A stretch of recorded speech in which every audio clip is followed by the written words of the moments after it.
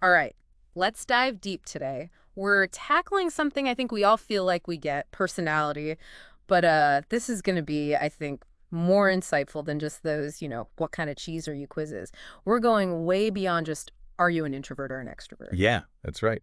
We're going to be talking about how personality plays out in the workplace. Hmm. So how it affects things like job performance, teamwork, even how you learn. Okay, yeah. And we're going to explore some research that suggests personality might be a lot more dynamic than we think. More dynamic, okay. Yeah, so it's not set in stone. It actually interacts with the environment that you're in. You can think about it this way. Like you might be a totally different you if you're working by yourself versus leading a team. Oh, that's a good point, yeah. Right.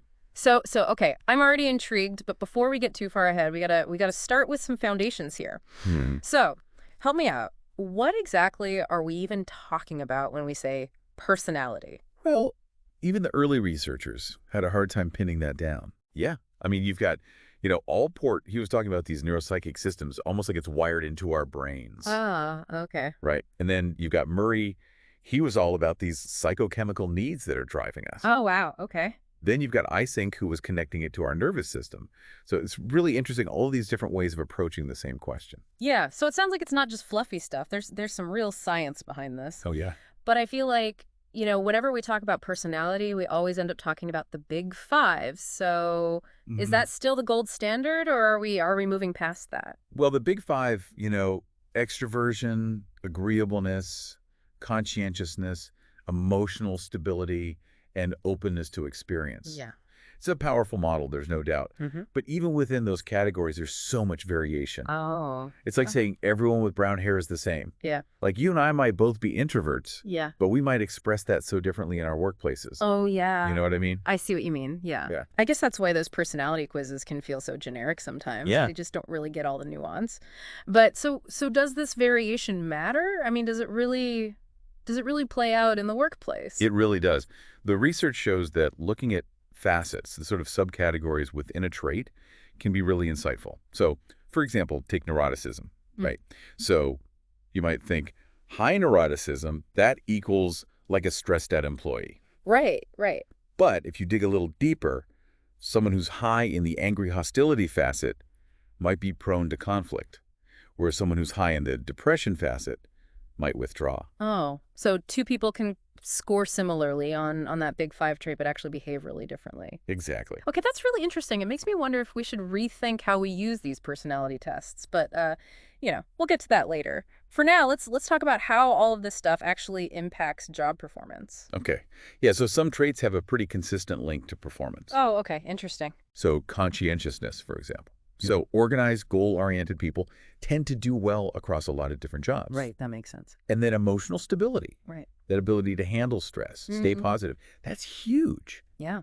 And it seems like these traits are both linked to this internal drive to Yeah. achieve, which the researchers call accomplishment striving. Accomplishment striving, yeah, makes sense. So it's not just about showing up. It's like that internal motivation that pushes people to go above and beyond. Yeah. But it's not as simple as good traits, bad traits, right? Right. So take extroversion. In a sales job, that drive for social status, that can be a huge asset. Right. But in a role that requires a lot of focus, like, quiet individual work, it can be a distraction. Yeah. I've always thought of myself as pretty low in self-monitoring. Like, I'm pretty consistent in how I act no matter what situation I'm in. But hearing you talk about how extroversion can be beneficial in some situations and not others, it makes me think maybe I should be more adaptable, like, especially when it comes to things like networking. Well, and that's a great example of how you have to understand the interplay between personality and the work environment. Right, right. It's not just about your traits in isolation. It's about how they interact with the demands of the job. Oh, okay. So a job that has a lot of autonomy, that might mean someone's personality shines through more because they have more freedom. Yeah, exactly. Okay. But in a job where it's really structured, there's tons of rules, personality might not be as big of a factor. Right. Okay. And we can't forget about, does the environment emphasize teamwork or competition? Oh, yeah.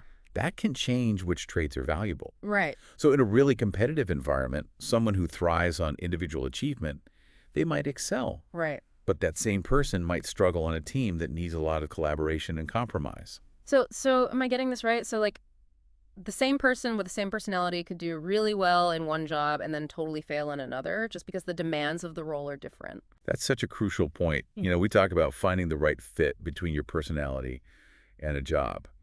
But I think it goes even deeper than that. Oh, okay. We need to start thinking about personality as something that can actually change.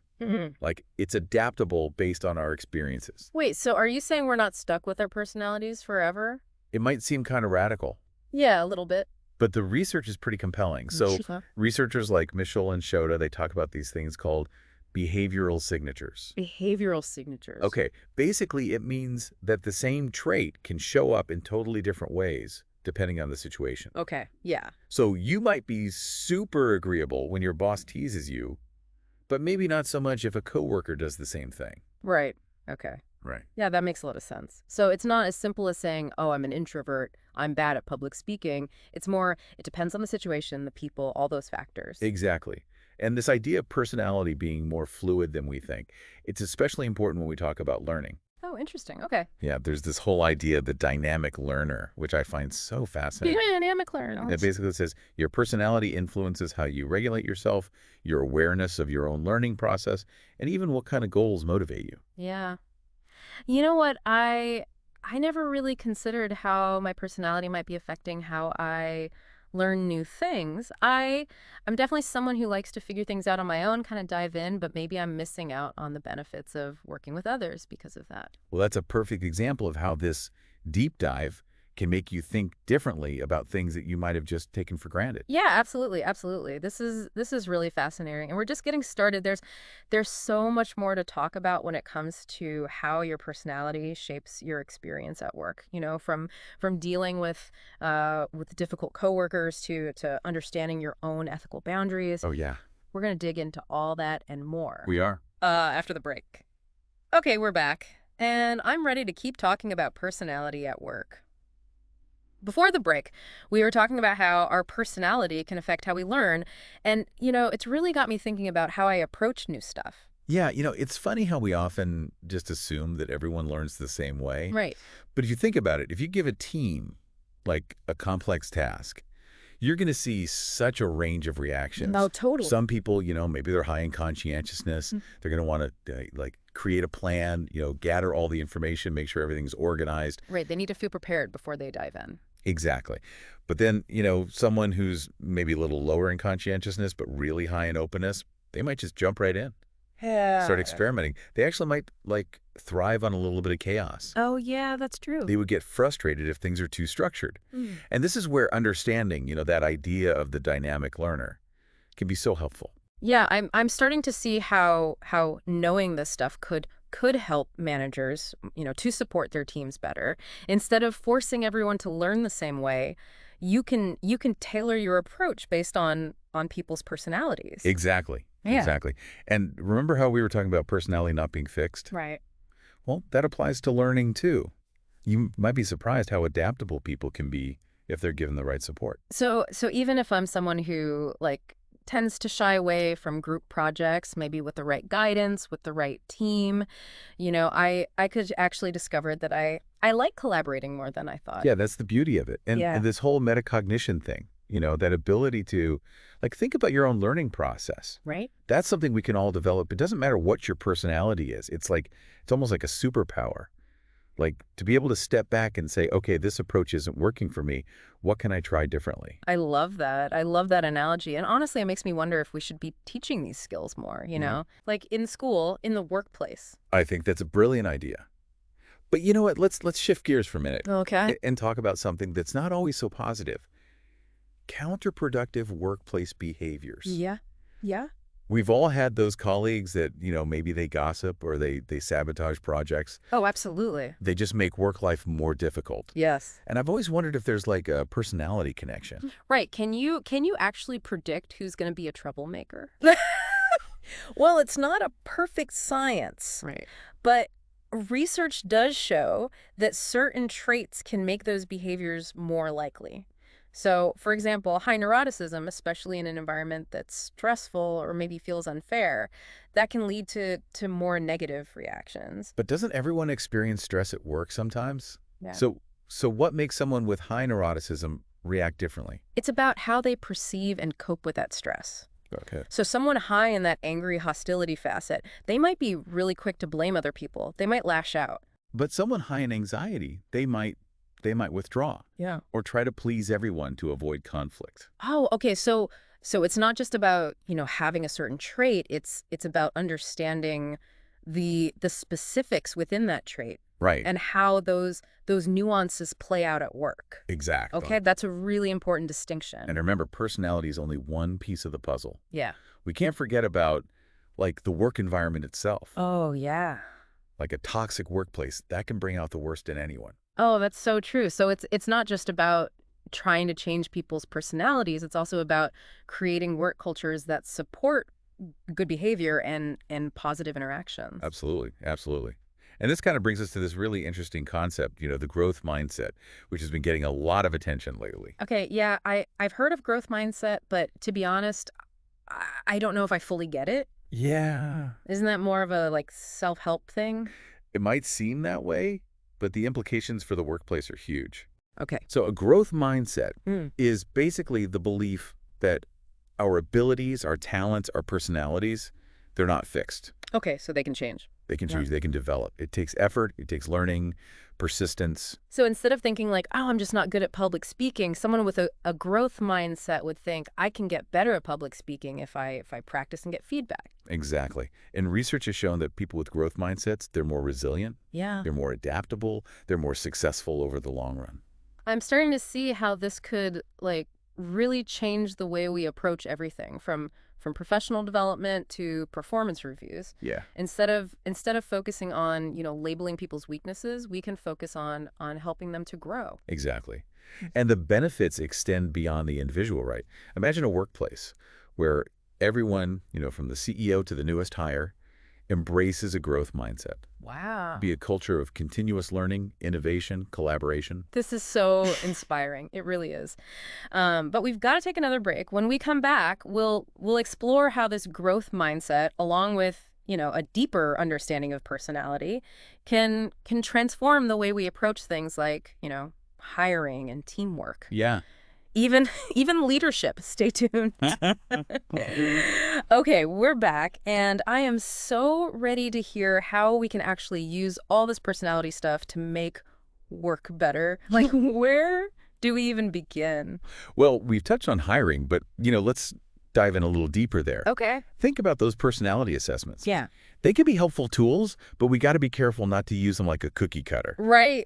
Not just trying to find that perfect personality. Exactly. It's not about, slotting people into these neat little boxes. Yeah. It's about understanding their strengths and how those strengths might work with the demands of the job. Yeah. And really with the whole culture of the organization. Yeah. So wouldn't that make hiring a lot more complicated, though? It might seem that way, but I actually think it can lead to better decisions, like more informed decisions. So imagine you're hiring for a sales position. Yeah. You might be tempted to just look for people who score high on extroversion. Right. Because, you think, oh, a salesperson, they got to be outgoing, super charismatic. Exactly. But what if you have a candidate who's maybe more introverted, but they are super passionate about your product, and they're amazing at building these deep, trusting relationships. Oh, yeah, I see what you mean. That kind of quiet confidence, that could actually be huge in a sales role. Exactly. It's about going beyond just the surface and looking at how different personality traits could play out in the role, Right. Okay. That makes sense. So we talked about hiring. What about teams? How can understanding personality help us to build better teams? Well, so imagine you have a team, and everyone on the team scores really high in agreeableness. Okay. So everyone gets along, everyone's super polite. Yeah. Seems great.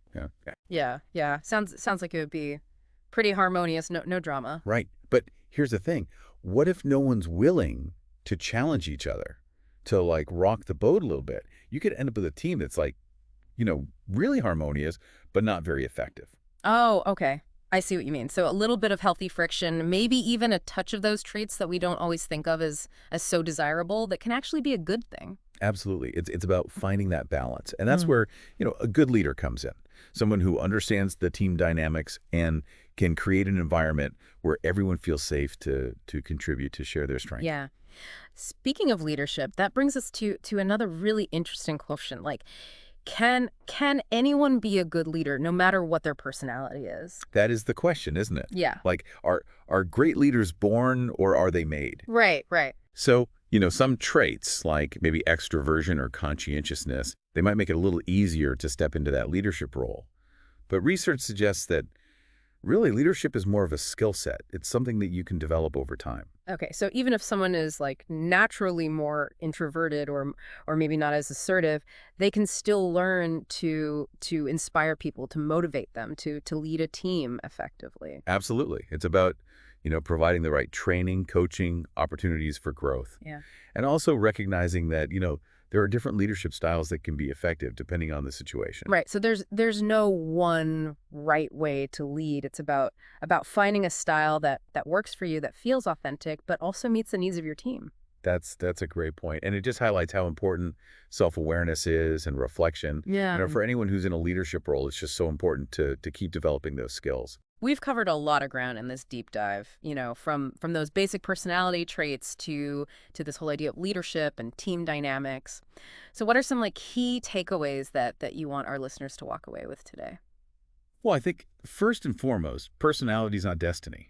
Okay, I like that. It's this dynamic, evolving part of who we are, and it interacts with the world around us in these really amazing ways. And, by understanding our own personalities and the personalities of the people we work with, we can create these work experiences that are more fulfilling, more productive, Yeah. maybe even joyful. Yeah, absolutely. It's about recognizing that potential that we all have, regardless of our personality. Exactly. And that brings me to my second takeaway. Don't underestimate the power of a growth The mindset. growth mindset, yeah. Embrace those challenges, Yeah. learn from your mistakes, and really believe in your ability to change, to grow. Yeah, I love that. And lastly, let's not forget that work is a human experience. Oh, yeah. We're all in this together. We are. And by creating a culture of understanding and respect and support, we can really unlock the power of personality at work. I couldn't agree more. Well, thank you so much for joining us on this incredible deep dive into personality. We hope you've come away with a new perspective and some food for thought. Until next time, keep exploring.